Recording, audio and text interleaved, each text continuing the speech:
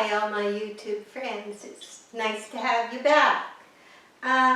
Today, what am I going to say? I'll start with this first. If you can see on the table here, this is Jack's all by himself. I had nothing to do with it.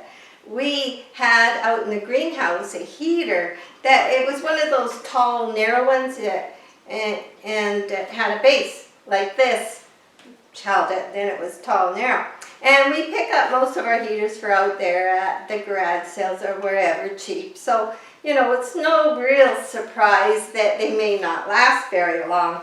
So anyway, I went out there one day to pick an orange or something, and no heater. So we usually have a spare, and we put a spare out there, and Jack always tries to fix something if it can be fixed. So he said, he came up and he says, wouldn't this make a nice orchid pot? Now, it never had any holes in it at the time, and it had been like this, a stand on the floor, the heater going up, and he said, I kept looking at this, and it's only good for parts now, the heater, so, you know, wouldn't it make a good orchid pot? He hadn't put the holes in yet. You know, I said, I think it might. So then he drilled 1/2-inch holes all around, and then he has this other thing, don't ask me what it is, but it goes on both sides of the hole,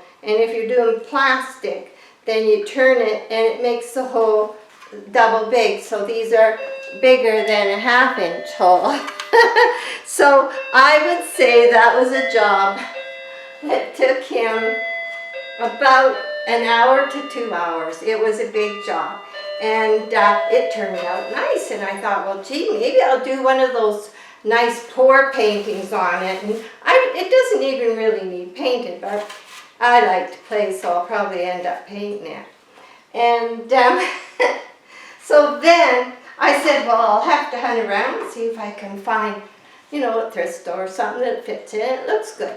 Next thing I know, here he comes with this stand, and he says, look at the aerial roots will have breathe, and there's lots of air holes, and so it's quite modern looking, and this is some wire that we use for our chicken wire people outside, and I thought, well, it won't rust. Now I could paint it. I might come up with something interesting to do on that. We'll see. So we'll put that aside over there. So we're always up to something, because we woke up and it was snowing again, and it's been really cold, and that's one reason I wanted to do this, because it's been very cold. The orchids, my watering day is Monday. That's when they get a real thorough watering. I will soak all the small ones in the sink that I can get in the sink at once, and in nice lukewarm water, and they'll soak while I maybe run water through the bigger ones that are hard to soak in something. Sometimes you can use a bucket, fill the bucket and go around with that. Whatever works best for you. And it also depends on if you have to conserve water in your area or you don't. Like lots of times I just run the water through the bigger ones for quite a while. And the bigger ones, they're doing really well. I'm not worried about whether they're drying out, because there's the inside. They love, this was that plastic road cone that I painted, and I'm not worried about those. But the small ones, and because I have bark, and it's big bark, it's not, it's probably the coarsest size chunks you'll get. And I really want you to understand that the best way to find out whether you are watering too much or not enough is to look at your plant. Now, quite often Now, let's see. You know, I didn't repot this one long ago. So, it's got lots of holes, lots of drainage. I haven't found any little ones yet, one day, for the side. But, okay. What if I'm worrying? What if I'm worrying that something doesn't look right? And maybe I want to know if I'm watering enough. The best way to tell, and you will also find, and this is something I found over time. Okay, you took all the soft roots out when you repotted it, and I quite often leave the vellum, pull all the pieces off. So, but sometimes when they're repotting, because it is a big stress, they've already been under stress because they've been stuck in a grocery store. I'm talking about grocery store phals. Quite often they've been crammed into that moss and they've been in it a long time. And they haven't been able to breathe. So the outer ones are pretty good, the inner ones are pretty rotten. So you've cleaned them up and you've repotted them, and maybe a month down the road you think it doesn't look good or whatever. Well, the best thing to do is have a really good look at it. What I found over time is sometimes some roots will die off, but because they're in bark, and because when this bark like this, it drains really well. As soon as you water, that water's gone. Like I could water 2 days a week and I wouldn't have to worry. But I always err on the dry side. But if I feel or if I look and it seems dry, especially now in the winter when our heat furnace is on all the time, and all of my orchids have a little saucer under them. So any of the smaller ones that are in pots that I'm worried about, I will just pour a little water just from this. I won't take them to the sink. I will just pour a little water in them, just on each side. You know, it'll run right through. It's in the saucer already. That is not going to make my orchid rot. If I did it every day, it might. But in bark, it's not going to make my orchid rot. So, I don't think it hurts, especially when it's dry.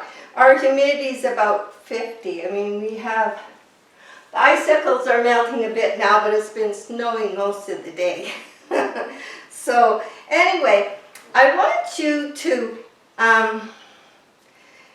like I'm not afraid to, this one was just repotted. Okay, they say don't repot it, it'll drop its blooms. It hasn't dropped its blooms. It's been fine, but I don't know, it's not perfect. So, now, this is drastic. Let's just take it. Let's take it out. I'm messy. You know that about me. There's a few things you don't know. People say, what did you do? Were you like a nurse or a school teacher? Yeah, well, I've done lots of jobs. I should tell you about that. Okay, I just did this. Right? Okay, here's the bark. There's no, let me put you down, you poor little thing. Okay, there's no way anything's going to get, I just put a dribble of water in this an hour or so ago. This feels, all the pieces feel nice and moist. That is all. There's no water sitting anywhere. They're nice and moist, so that dribble actually did good. And why did I know it needed it? Because I had taken this one out and I checked it. It looks really healthy. It wasn't potted. I think late fall I potted Lemon Surprise. That's when I put her in here. She's doing well. She's getting new roots. I've checked her out. I know that. So don't be afraid. So now I'll show you. Making a mess. Okay, here's what has happened since we just repotted her, and you can look at that video. Now, some roots I've always found will dry off. but they will not, the way I pot them, they will not rot because they're overwatered. I never water more than twice a week. I water once a week, and hardly ever during that week I do, but now I will give them a dribble to hold them till Monday, which is watering day. So you can see some of these are dry, yes, but Monday's watering day, and I did give it a little dribble. So there's nothing happening here. I might see a root that I had missed when I was cutting, and I'll take it off. But even that is not going to rot. So this is what I want you to understand about bark. Once they get used to being in the bark, I'll repot that after because I would want to do a good job. And the poor thing. Now, I'll show you that in a little, another week or so. You'll say it was fine. It never dropped its things. Because it's used to bark now. And I want you, if you're having any trouble at all, to check. And that is how you check. So, that was one thing I wanted to say. And everything's doing really well. We have lots of flowers, even though we're on the dry side. Like some of these roots, if I check them before I dribbled them, because I know they are white and they are a little dry looking, but I make sure that once a week they get a real good water. It's like being in the rainforest, a deluge comes. Most of the time, they're in trees, in the forest somewhere, and it's very humid, and they're used to that humid, and they get that with the dribble through the bark. They get humid around them, but they don't have to be in water. Now, I know there's people and channels I really like that I visit, like Anna's, that have water culture. I know nothing about water culture. I tried semi-water culture and I killed a really nice plant. Everybody finds their niche, and I don't know if it's harder. I think this is the simplest way because you can forget about them. I don't have to really worry. I know that the bark is going to run through, that I could give them an extra dribble in the week, they're fine. That if I water them once a week, they went through the whole summer at over 90 degrees on the patio with no rain all summer, and that patio has a glass roof. It went over 100 lots of times. I watered twice a week, no more, and hosed them down out in the yard. So this has all been with bark, and I find you're running on the dry side because you have good drainage. But with your bought orchid bags, you just watch that you're not getting a lot of the fine stuff that usually runs to the bottom of the bag. Just watch that it's spread out through. I went through some of my bags and separated the bark from the other stuff and then just sprinkled the fine stuff where I wanted it. The only reason I switched to just bags of bark was because I was getting so many orchids and the price, it was so much cheaper, and I got it like 70% off for a bag up here of just straight bark. So that's what I've been using. And I have found that with the straight bark compared to the orchid potting mixes, which I like, and that's all I use before I use this, and I did fine.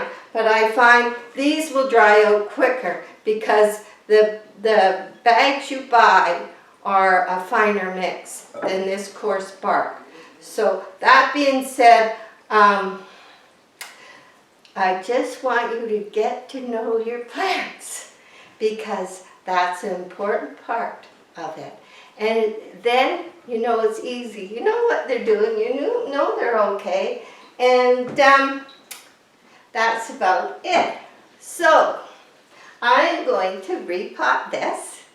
And before it salts too much. And I'll get back to you next time and have some more fun. Bye now.